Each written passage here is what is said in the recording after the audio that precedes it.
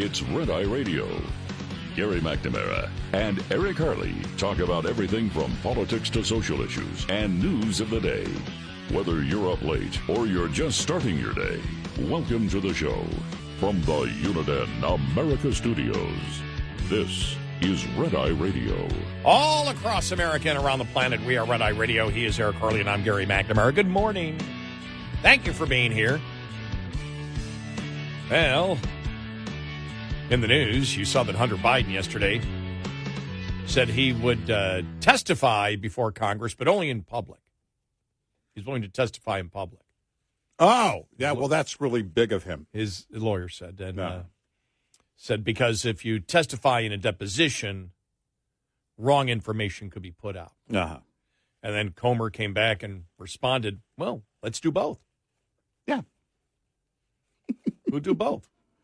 Now, the reason is, and as I think it was Andrew McCarthy explained, you know, if you do it in front of Congress, that's where you get the 5 minutes each. Right. Deposition means you've got the investigators and lawyers asking the questions. Right. And so it's a completely different ball game there. And most likely he's going to take the fifth. You know, he'll take the fifth based on the fact that the Department of Justice is looking at all these things also, so he must take the fifth. I'm not going to comment on an ongoing investigation, blah, blah, blah, blah, blah, blah, blah, and blah. And you have to you go through the process in any investigation, you do it. If he takes a fifth, he takes a fifth. I don't expect much at all to come out of the deposition because I don't think he'll answer the questions. Mm-hmm. And you got to be careful because if you can't sit there and give questions to some things and not others. Right. Basically, you got to give the fifth all the way through. Mm-hmm. And that's not where you're not going to get if you believe you have the evidence to get Hunter Biden, you're not getting the evidence from Hunter. You've already got it. Everything you're going to get from Hunter, you've already gotten. You've gotten on the laptop. Yeah. He's already told you everything in his emails that sent you in this direction. So you're not going to get it. And if you ever have, even if he testifies, it's not him testifying that's going to make a difference. It's the business partners. If you're talking about what you get, it's the business partners and what you get from the electronic evidence from the movement of money. Yeah, that's where if you're going to get Hunter Biden, that's where you get. And if you're going to get Joe Biden, because that's really what they're going after is Joe. Mm-hmm. Hunter is meaningless in this whole thing. Right. It's the fact of is the president compromised is the question, and so he's the way to get there. But you bring the business people have testified more and you bring in people around him. And if they all take the fifth, then you use that again. They won't answer the questions. They won't answer the questions. Mm-hmm. They won't answer the questions. Mm-hmm. Because you're also going to bring in some family members and business associates and the family members, I don't believe, will answer the questions. I don't know if Biden's brother will answer anything or not. I'm guessing neither. So that will be that'll be interesting to see what happens, but I don't expect anything, and that's December 13th. Now, I don't know why I thought it was next week is a Republican debate. I don't know why I thought the Newsom-DeSantis debate was next week. It's tomorrow. Yeah, tomorrow night. Now, it'll be interesting. Look, this isn't going to affect, I believe, the presidential election in any way unless Newsom decides to run, but it is an opportunity to have the governor of Florida and the governor of California promote the differences, even though, as the Wall Street Journal points out, don't expect Newsom to talk about anything except abortion and Trump. Yeah. And maybe he's going to try and stray away from all of the problems plaguing his own state. That'll be left up to DeSantis to point out. It's not going to, you're not going to see you're not going to see any kind of surprise. It won't be revealing if you've been following along. It'll be interesting to watch. You won't learn anything new about either one of them. No. But it's interesting because the the run-up to the debate is, okay, this is California versus Florida. So the Wall Street Journal gave us a scorecard, All right. a pre-scorecard. All right. Things to look at. I just love it. In case you'll be keeping track at home, here is a scorecard of policy results. We're talking policy. Employment. Since January of 2019, employment has increased by 1,031,000 in Florida, while it's declined by 85,000 in California. Amid Mr. Newsom's prolonged COVID lockdowns, businesses and workers moved to places with a lower tax burden and cost of living. Florida's population is 22.2 million and rising. California's is 39 million and falling. Unemployment. Despite a shrinking labor force, because people are moving, California's 4.8% jobless rate is the second highest in the country and nearly twice as high as Florida at 2.8%. California has paid $48.7 billion in unemployment benefits since January of 2019, 9 times as much as Florida. If you take the population difference, it would be 4 times as much if you look per capita. Right. One reason for the disparity, fewer people in California are starting businesses. Florida has received 2.7 million new business applications since January of 2019, one for every 8 residents, compared to 2.3 million for California, or about one for every 18 residents. Small businesses in California pay a top income tax rate of 13.3% compared to 0 in Florida, contributing to the Golden State's bad business burden. Personal income. Business and worker earnings have increased by an annual compounded 7.7% in current dollars in Florida since the first quarter of 2019, compared to 5% in California.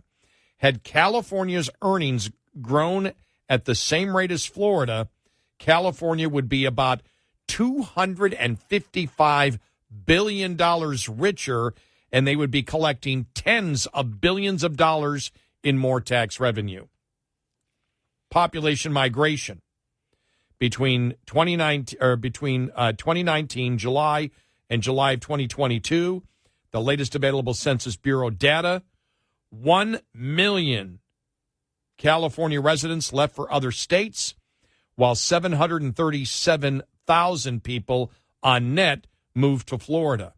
According to the latest IRS data, California lost $55.7 billion in adjusted gross income between 2019 and 2021 from population migration, while Florida gained $80.6 billion. Energy prices. Electricity prices are twice as high in California as in Florida, owing to green energy mandates. Californians also pay $1.80 more per gallon for gasoline on average than Floridians because of higher taxes and climate regulations. Gas prices have increased about 70 cents more per gallon under Mr. Newsom than Mr. DeSantis in Florida. Taxes and spending. State and local taxes in California add up to $10,167 per capita. That's per person, versus $5,406 in Florida. It's almost double. Higher taxes drive more spending. California spends $14,700 per person, including federal dollars, in 2021 compared to $8,800 in Florida. Pensions, worker pension payments were $51.2 billion in California last year versus $7.3 billion in Florida. To fund growing pension bills, residents of California will have to pay even higher taxes. Each California resident is on hook for about $18,500 in unfunded pension obligations compared to $5,200 for each resident of Florida. Medicaid. California spends $129 billion annually on Medicaid, more than 4 times as much as Florida, $39.7 billion. Californians have expanded Medicaid coverage to illegal immigrants under the age of 26 and over 50. Next year, all undocumented immigrants in California will be eligible for Medicaid, which will skyrocket it even more. Yeah, of course. So right now they're paying over double per capita. It's important to bring that up because California has more population. Homelessness. Federal government counted 171,000 homeless in California last year, 25,000 in Florida. California's Prop 47, which was backed by Newsom, has effectively decriminalized drug use, making it harder to force addicts on the street into treatment. Deficit. Despite its much higher taxes per capita, California boasted $31.5 billion budget shortfall in May, while Florida ran a $17.7 billion surplus.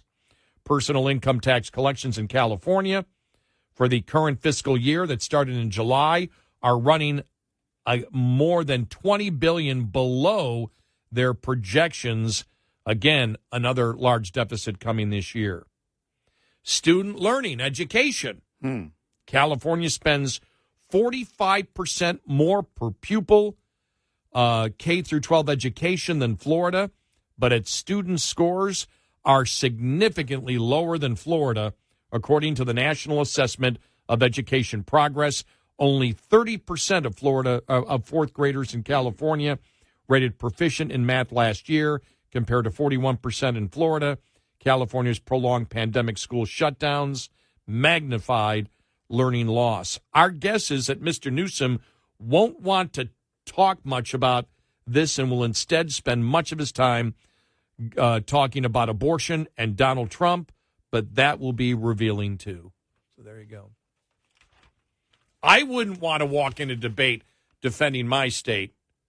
Not a chance. Nope. On abortion and a former president who has nothing to do with my state.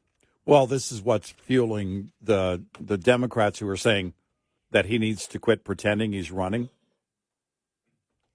His shadow campaign needs to end. This is fueling it even more. Why are you doing it? What are you trying to prove? It's not an actual debate unless you think you're going to be the guy.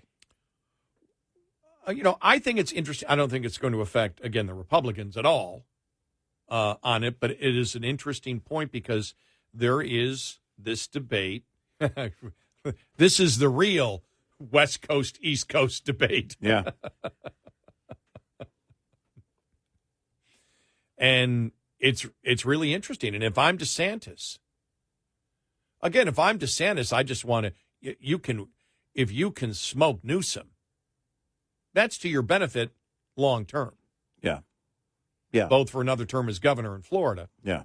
And possibly running for president in the future. Because DeSantis does have a major future in the Republican Party. No doubt. But I would sit there and every time, I would sit there and bring it up. Here it is, here it is, here it is. I know. Because we know they listen in Tallahassee to Red Eye Radio. Early in the morning, they're up, too. I know that DeSantis has read that Wall Street Journal editorial. There's no doubt. In fact, when I saw it, I thought, well, there's as if he needed more ammunition. But you just take that, and when he goes to abortion, you go, you keep talking about abortion. Right. You won't discuss the horrible state of the people that you represent. And why so many people are leaving. Right. And why companies don't want to invest there. And why the cost of living is skyrocketing and has been for a long time as a matter of the policies you and your party created. Right. Well, Donald Trump. There's no way to debate it. And if if Newsom says, but Donald Trump, I'm running against Donald Trump isn't on the stage. Yeah. We're talking about, I'm the governor of Florida, you're the governor of California, yet you keep ignoring all the problems of your state, and that's the problem. You keep talking about other things, focusing on other things, instead of fixing what's wrong with your state. I could do this all day. I wouldn't want to.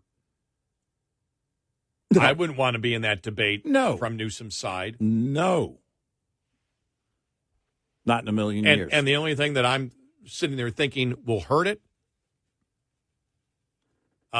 would be DeSantis not pounding on the points over and over again, and Hannity not focusing on these issues of the two states against each other. Because don't make it a presidential thing, because Newsom's not running, right? Nope. He's running. Not for the sake of the debate, he's not.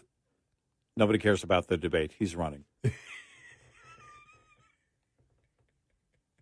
Liberals are out of their mind about this right now.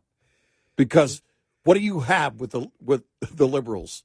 Basically, everybody outside the Biden campaign wants him to be the guy.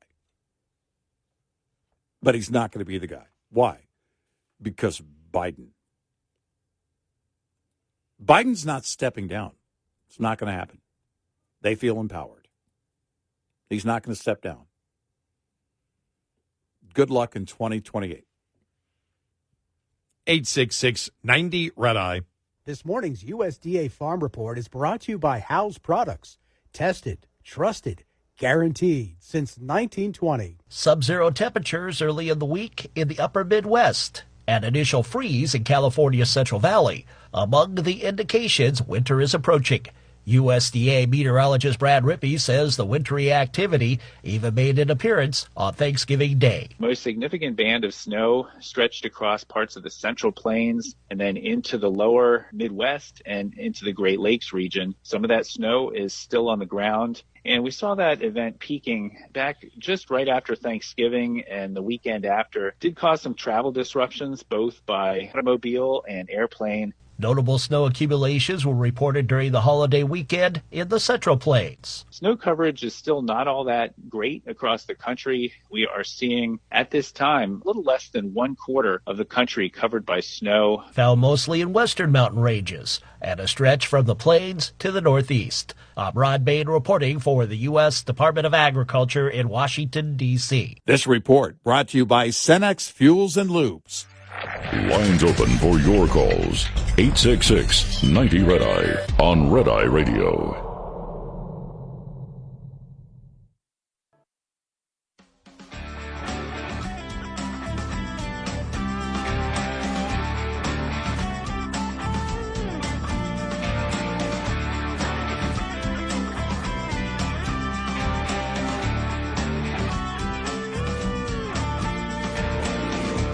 It's Red Eye Radio. He's Eric Carly, and I'm Gary McNamara. Coming up on the bottom of the hour, the Fed governor, Michelle Bowman, says she expects to have more rate hikes next year.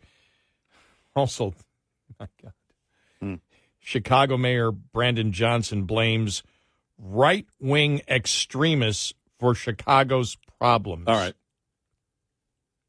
Okay. Well, you know, the right wing has been controlling Chicago for so long. Exactly. It's just become... Right wing of control of Chicago must end. You know. There's too much of a conservative mindset, and it's destroying Chicago. Clearly. Just love it here, National Review. The whole gas stove thing for Kamala Harris. Yeah. Just love it for me, but not for thee. Right. Didn't she get it when she took the picture on Thanksgiving that she's sitting there right next to a gas stove? Nope. No self-awareness, is there? None. None.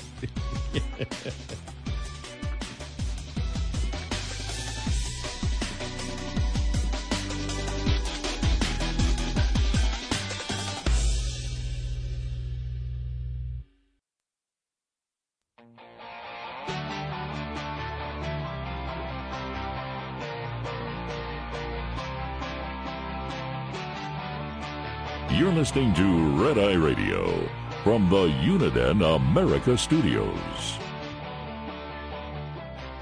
It's Red Eye Radio. He's Eric Harley, and I'm Gary McNamara. Welcome and good morning. I just found this a couple of minutes ago. This didn't get a lot of publicity yesterday, but there was a hearing in the Senate yesterday on gun violence.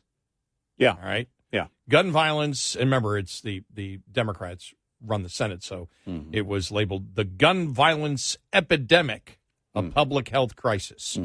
Here's Senator Mike Lee with one of the witnesses yesterday asking, and this is interesting because you don't hear a lot about this, how many times guns are used in self-defense every year. All right, here we go. Ms. Swear, I'd like to start with you. Tell us a little bit about how many people in the United States every year are using, how many times each year does an American use a firearm in self-defense? So we don't have an exact number, but when you look at sort of the conglomerate of studies, they mostly find that, with a couple very limited exceptions that are outliers, somewhere between 500,000 to several million times a year. And I would note that the most extensive study on this issue, the 2021 National Firearms Survey, further validated some of those earlier studies and came to a conclusion of about 1.6 million. And again, that was the most extensive survey ever conducted of firearms owners. Okay.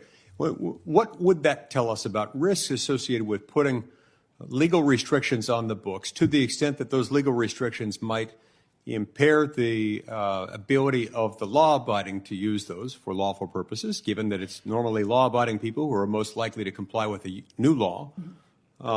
What would that do to those people? Well, so it shows us generally that it's all about understanding where the risk is. For your ordinary law-abiding, peaceable citizen who is mentally stable and not experiencing extreme stressors, which is, most American gun owners at any given point, right? Their biggest benefit is that they can now protect themselves against their biggest, most substantial threat, which is external crime. But I think most people on this panel would agree, when you flip that, there are cases, right, where if you are now mentally unstable, if you are experiencing crisis, you statistically might be the bigger threat to yourself, or if you are the one perpetuating crime, right? Well, now you are statistically the threat that needs to be solved. So it's about understanding where that threat is. And again, for your ordinary law-abiding gun owner, that threat is external. It's not internal. And that ability to possess that firearm is actually a net benefit to them. Again, assuming that they are not, leaving guns under their couch cushion for their 6-year-old to find and that sort of thing. That can be problematic. But what she's saying is most gun owners are extremely responsible. Right. The vast majority of legal gun owners are responsible. Right. And well, it's the sheer numbers. I mean, if that weren't the case, you'd see a much greater number of situations like she was describing. Well, yeah, because how many hundreds of millions of guns do you have out there? Exactly. If 1% of legal gun owners were using their guns illegally, none of us would be going outside ever. That would be the only story in the news every day. Right. No other story. That's my point. Sheer numbers tell the story. Yep. I just thought it was interesting. I figured I'd play that because it really didn't get a lot of publicity yesterday. I thought that was really interesting because, again, you're doing with crime statistics. You report them to. You report them to police and whatever, and those numbers come out on a consistent basis. We really haven't had we really haven't had figures. A lot of times they're surveys or studies or whatever, or they're viewed as being incomplete. But it's interesting that that she brings out a number because it does. If it's 500,000, or it's 2 million, or it's 1.5 million, as she said, the most comprehensive study is. Those numbers are hugely significant. Yes. You can't sit there and say, well, it only happens 10 times a year. It's so rare that anybody ever has to protect themselves. It almost never occurs, where somebody has to defend themselves with a gun. Not true. Anywhere from 500,000 to several million times a year. Yeah. Well, I'm sorry. I may not be able to get through this. Yeah. Democratic Chicago Mayor Brandon Johnson blamed right-wing extremism for some of the ills facing his crime-ridden city. Johnson issued a statement about the far right during a press conference on Tuesday. Oh, okay. What we've seen is a very ragged form of right-wing extremism. What? Everyone knows that the right-wing extremism in this country has targeted democratically run cities. How? What? And quite frankly, they have been quite intentional about going after democratically run cities. That's the democratically is the Democratic Party, not necessarily Democrat. Yeah. After democratically run cities that are being led by people of color. I can't control. Still yet has to explain Yeah. how. I can't control my city. Time to race bait. Yeah. The mayor even said that such right-wing extremism and extremists aim to create division and chaos because that is what that particular political party has been about. Specifically, how does that relate to the crime in your town? Well, let's see some of his examples. It is the same party that wouldn't accept that President Obama was actually an American. Okay. I know. Wow, he's jumping back to birther? Okay. That's causing crime in Wow. Chicago? Wow. Wow. People are so furious that some on the right stated that they're still causing crime in Chicago? Yeah. I've had it.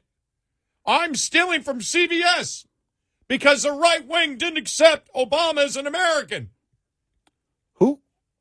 Who's his advisor? Jussie Smollett?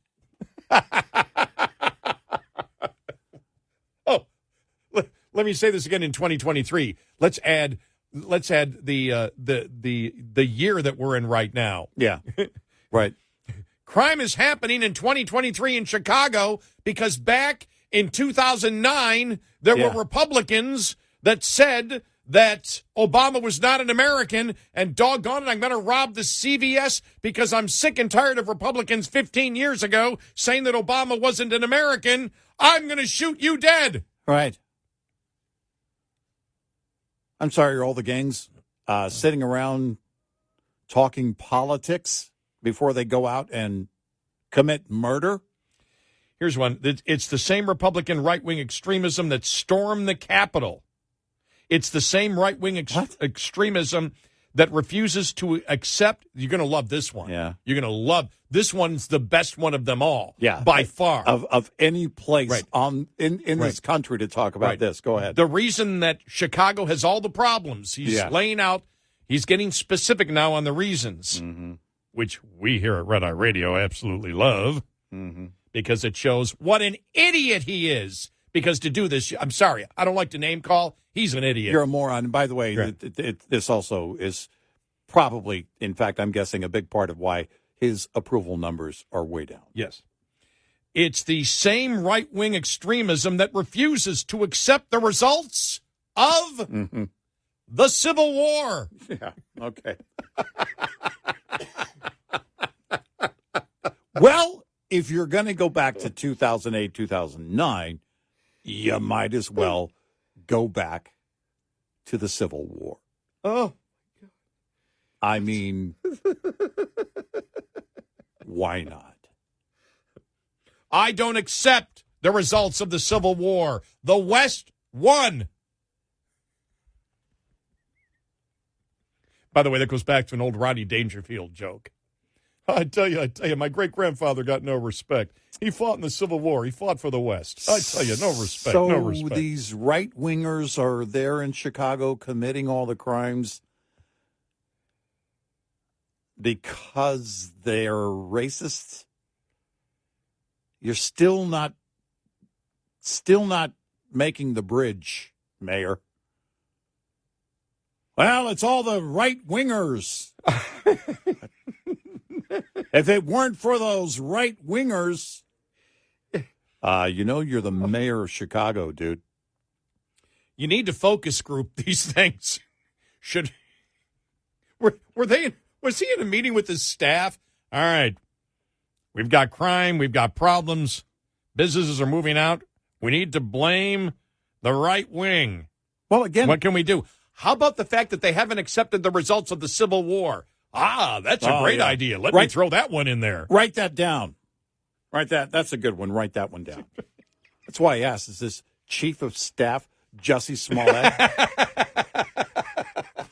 who in his lying about being beaten up by guys wearing MAGA hats that were shouting, "This is MAGA country. Chicago is MAGA country." That was the first clue. We went, Mayor Brandon thinks this is a good tactic. Did you see how that worked for Jussie Smollett? Did you follow it to the end? Are you paying attention? You know what? I do have a little bit of compassion for the mayor, though. I mean, since I did call him an idiot, because those are idiotic statements. I mean, they're absolutely idiotic. But because I can't imagine living with that brain. Yeah, it must be hard. Having that brain in my head, okay, I'm having problems. What am I going to do? Because he knows he's full of it. Of course he does. He knows he is, but he's trying to sell this. This is the problem that liberalism is going to have. They're trying to sell things that don't match reality in any way. You're seeing it. We've talked about, Biden this week, gaslighting and saying inflation is down 65% while wages are up. I mean, everyone knows that's a complete lie, but just gaslight, tell the most incredible untruths. That's where they are right now. I can't imagine living in that brain and trying to defend what I believe, because if I get to that point, I don't even know what I believe anymore. Why am I a mayor? Why am I running? What is my goal? What is my intent? What do I want to do for this city? Nothing. I just want the position, and I'll lie to you, and I won't take responsibility for anything, and I'll come up with the most idiotic, bizarre excuses for what's going on in our city. It's not even close. There's no bridge. You can't bridge those two. There's no way to do it. He would have been better off to come out and do what the mayor of Dallas did, Mayor Eric Johnson. I'm a Republican. My party I believed it from Mayor Johnson in Dallas, but Mayor Brandon, I probably wouldn't believe it, but it would be more believable than what he's saying, is my point. Well, look, as we talked about, the mayor of Dallas became a Republican. Yeah. The big news that Cuban, is selling the mass to the Adelson family, right?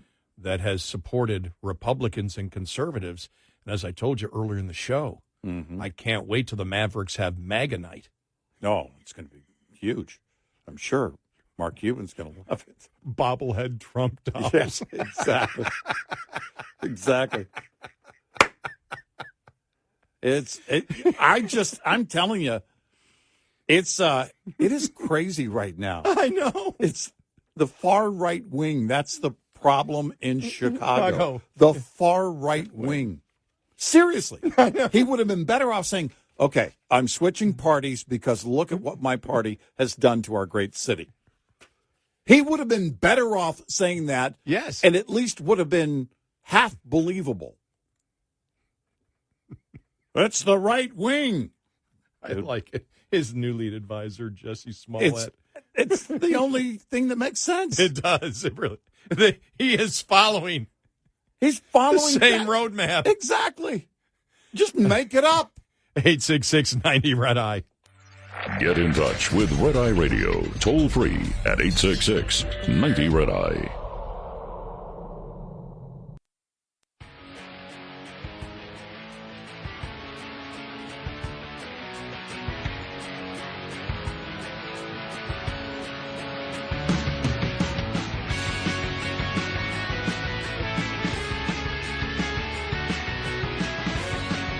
In Red Eye Radio, you make a great point, when about the mayor of Chicago, when you see that the Black Lives Matter leader in Rhode Island has endorsed Trump. Right. Well, you're right.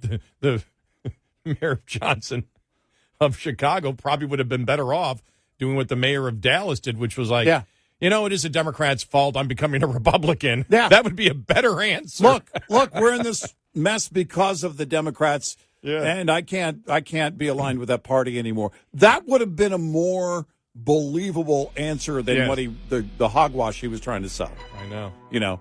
It's the far right wing. Yeah, give me a break. Because they wouldn't accept the results of the Civil War. If he had said it's the far right wing because they're not winning elections and they're not in control, then he would have had a point. Yeah.